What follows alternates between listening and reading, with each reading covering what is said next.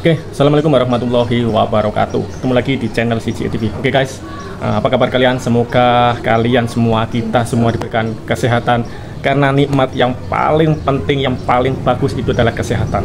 Sekaya pun kita, kalau kita nggak sehat, kita sakit, itu sangat-sangat merugikan kita. Apalagi sakit, penyakit hati, penyakit dengki, penyakit, ya intinya penyakit hati lah, itu sangat-sangat merugikan kita.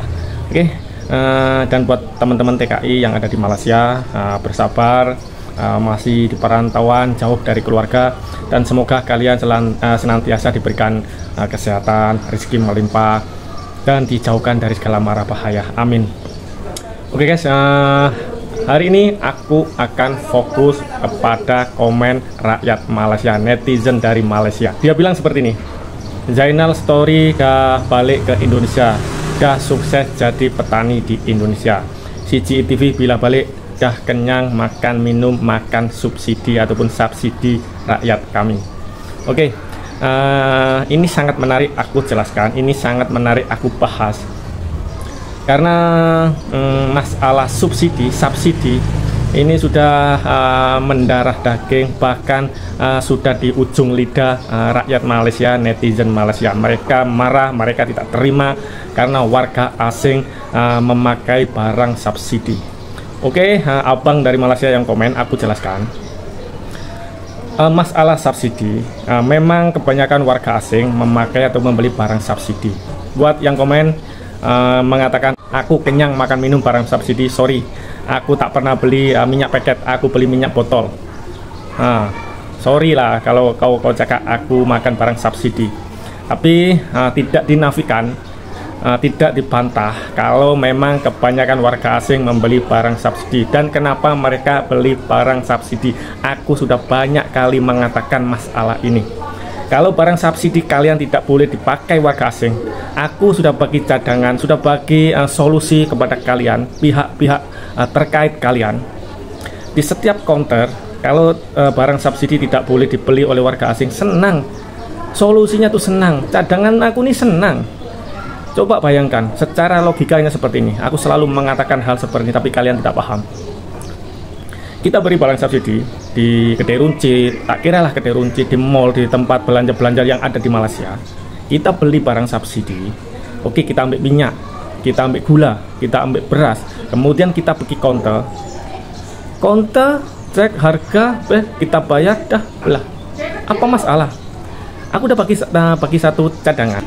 Kalau kalian tidak memperbolehkan warga asing beli barang subsidi, setiap counter di kedai runcit, di tempat-tempat belanja, ada orang membeli barang subsidi, tanya paspor atau IC. Bila IC boleh beli, bila dia paspor jangan bagi.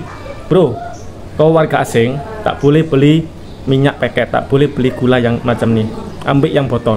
Senang, habis tak ada larangan. Dekat counter tuh tak ada larangan. Apa masalah? Lagi satu, lagi satu nih. Korang jangan anggap kita nih tak boleh hidup kalau tak makan subsidi. Kita bergantung dengan barang subsidi kalian. Muka-muka mental yang komen, yang selalu mengatakan subsidi, mereka adalah mental subsidi. Tak boleh hidup tanpa subsidi. Paham tak? Warga asing tak makan barang subsidi boleh hidup. Gaji mereka lebih tinggi daripada orang tempatan. Walaupun basic nih, walaupun basic orang tempatan lagi tinggi daripada warga asing, tapi pendapatan gaji aku yakin lebih besar warga asing. Tahu kenapa? Sebab warga asing hari Minggu masuk, dia OT sampai jam 10, ada yang overnight. Di tempatku tuh banyak overnight sampai pagi. Bila dapat slip gaji, paham tak? Teman-teman aku yang orang tempatnya, banyak lah, sebab kita OT Minggu masuk. Basic kita ini memang tak sebesar mereka, tapi pendapatan gaji lagi tinggi kami. Jadi jangan anggap kami tidak boleh hidup kalau tak beli barang subsidi. Oke, pasal bus, sama ada bus free, bus RM1. Kalau dia orang naik, tanya paspor, bayar macam biasa. Kalau IC tempatan RM1, senang. Tapi mereka tak mempertanyakan itu. Apa salahnya? Paham tak? Orang ini cakap subsidi di ujung lidah nih, subsidi macam seakan-akan orang asing nih tak mampu, tak sanggup membeli barang yang tak subsidi tuh. Sanggup. Kami beli sarapan, khususnya orang Indonesia tak pernah sarapan nasi lemak kosong. Nasi lemak, mie goreng, ada ayam, sekurang-kurangnya telur.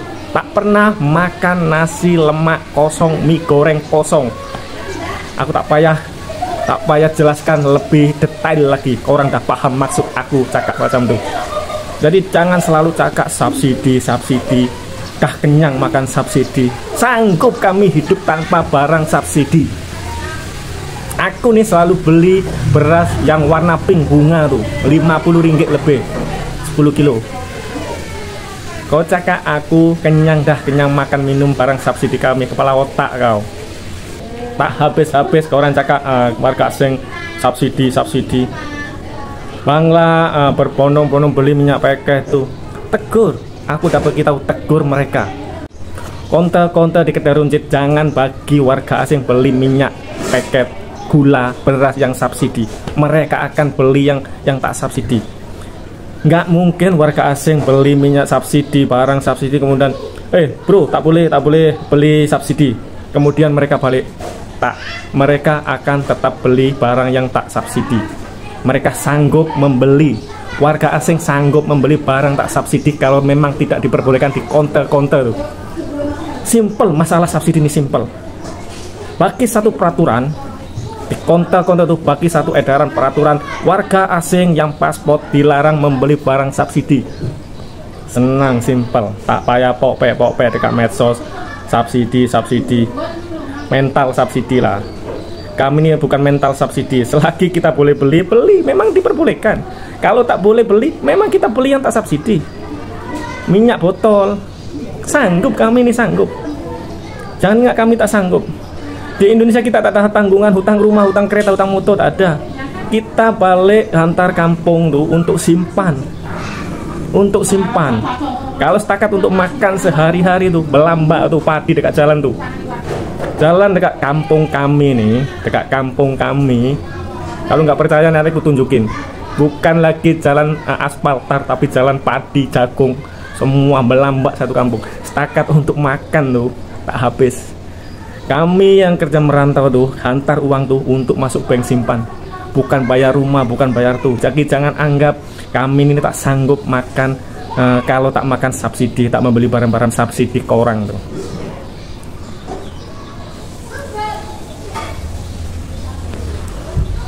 Sekali lagi, aku membuat konten masalah ini, aku tak ada mengena dengan orang Malaysia. Aku hanya memberikan satu pelajaran, membuka mata hati rakyat Indonesia yang ada di Malaysia, yang selalu merendahkan bangsa sendiri. Konoha. Itu yang aku maksud membuat konten sekarang ini. Dan aku tak akan berhenti sampai di sini. Aku akan terus melawan mereka.